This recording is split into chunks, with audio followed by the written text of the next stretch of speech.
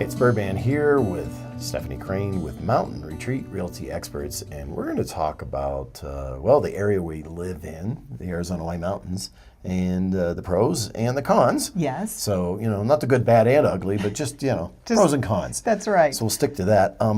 Let's start with the good stuff. Yeah, that's the fun stuff, and that's probably why most of us live here or wanted to move here to begin with. The Four Seasons. I'm from Tucson originally and grew up, and I knew two seasons, hot and not so hot. That was it. That was it. And so moving up here over 20 years ago with my family, it was the discovery of a true Four Seasons area in the beautiful state of Arizona. The fall colors, the snowy winters when we're lucky enough to have the snow, the beautiful springs minus the wind, but that's mountain living for you too. And then, of course, the perfect summers that we have up here. The Four Seasons element is huge, especially for our folks who are from Tucson and Phoenix and the hotter climate. It's hard to live in 110, 115 degree weather day in and day out. So this is a beautiful escape and respite from that type of weather. Yeah, now I've had people come, of course, I worked at the visitor center for a little while, Oh, yeah. and people come in and are always like, well, what is there to do? It's like, well, with the millions of acres surrounding us Yes. of national forest, if it's outdoors, Yes. that's what's to do. That is so, right. Talk a little bit about some of the experiences with trails and things that people can have here. We are very, very fortunate with, first off, our trail system up here, and there is something for everybody in the White Mountains. You don't have to be just a hunter or just a fisherman, but you have something for everyone. Bird watching is incredible up here, and we get visitors from across the country to just come view birds in our area. The trail system is phenomenal up here. When we travel, we like to hike, just like we do here at home, and we're always impressed with the trail system that is established up on this mountain. You can go anywhere, you can hike year-round in our area, which is absolutely incredible because you're not hiking in Tucson or Phoenix in July. Yeah, and there's hundreds of acres. They're all Yes. mapped out by the track system. Yes, so Trax is wonderful, yeah. So, we call this our little outdoor playground That's kind of a right. situation. We've got this, it's small. I mean, I always said, everybody's like, what is the area about? And it's like, well, we have a lot of nothing, and not in a bad way. Yeah. We have a lot of less stress. We have a lot of less traffic. Yes. We get 5 or 6 cars in front of us. We think it's traffic, Yeah, and we're it's a stressed traffic out. jam. But everybody else is just like, what? It's that small town kind of feel. It is. It's a peaceful small town life here. That saying like the sidewalks roll up at 8 p.m. That's kind of the truth here, and which makes for a delightful evening on your porch in your backyard to enjoy the mountain skies and the cool weather at night in the summers up here too. You have that pace. You can't live in this area and expect things to be very fast paced. It just doesn't happen.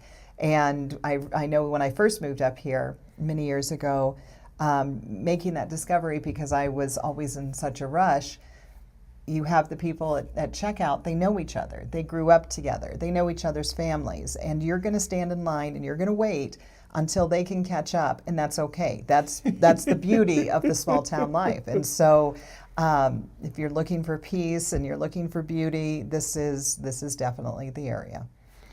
Very cool. Now you also talk about the fact that the homes up here, Yes. for what you get, are more affordable than some of the metro areas. Yes, especially the Scottsdale area or Fountain Hills, what's the other one? Paradise Valley. Paradise Valley. But for your second home market, we are more affordable still than Flagstaff, and that it can be a huge factor for people.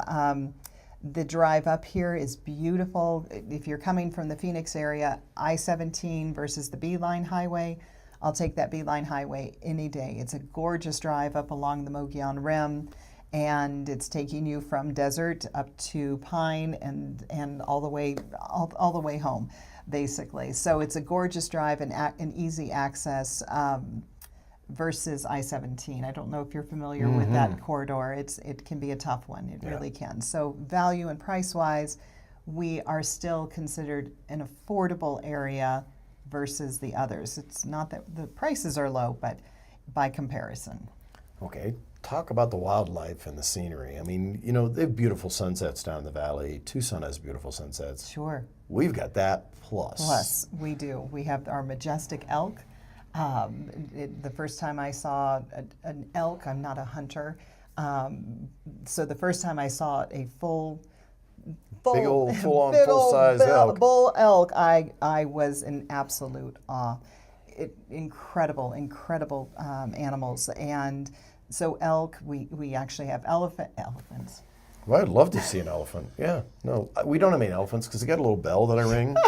And when I ring the bell, all the elephants run away. And you know it works because no elephants. Yeah. They're all gone because you rang that bell. Yeah. From antelope. Antelope and the bears, the birds, like we talked about earlier. I mean, people come from around the country to see the birds in this area.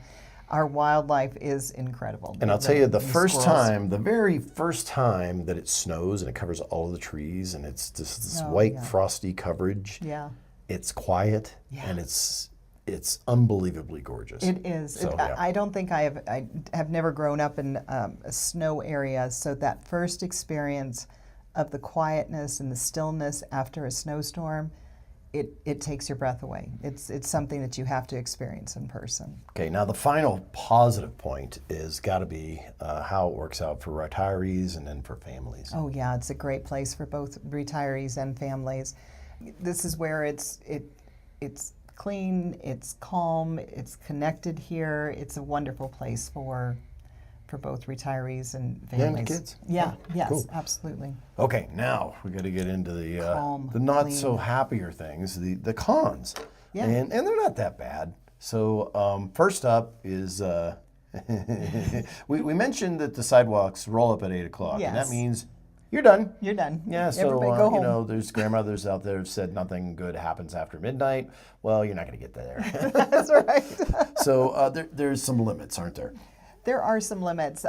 Some of that is if you're used to the large-scale shopping. We have little boutiques. We have wonderful little shops locally, but it's not going to be like a mall or a strip mall where you can go in and, you know, get whatever your heart desires right at that time. So come prepared. And if you do live up here full-time, it's an easy jaunt down to the valley, or, of course, there's always Amazon, too. Yeah, Amazon does, and actually they added a Amazon distribution center That's up right. here, so it's actually made it faster for us. Yes, yes. Okay, jobs. Jobs are, because we're a resort market, they're mostly service-based in our area. And honestly, I think that you can speak to this more from your experience and background in the mountains with jobs. Yeah, so you know the job market here is more tourism based, or you're an entrepreneur, a homeowner, not homeowner, a business owner. So those corporate jobs and those kind of things don't exist. We have gotten much better internet over the years. Yeah. About 10 years ago, it was a little rough in the internet realm to do a remote job. Yes. But that's a possibility here too. So, but obviously, since there's tens of thousands of people, not millions of people, there's less job opportunity. Right. It's pretty straightforward. Now, healthcare access. We do have a good regional hospital here. We do. But it does have its own limitations. It sure does. It sure does. And, you know, Summit will, like you said, it's a wonderful regional hospital that we have here, and we're so grateful for that as well. But there are limitations with the healthcare up here just because the size of our community. Yeah. Once again, going from millions to tens of thousands. Yes. So, and then winter. You know, she says winter roads here. It's one of the topic items, but winter. Yeah. I think just about everybody up here thinks they need to have a four-wheel drive. Yes. And when I first moved up here, we had a nice little minivan, and it was not all-wheel drive. It was front-wheel drive, and I discovered that first season, yeah, what you need is all-wheel drive, and you don't. They actually, all the towns do a really great job with keeping the roads as clear as possible.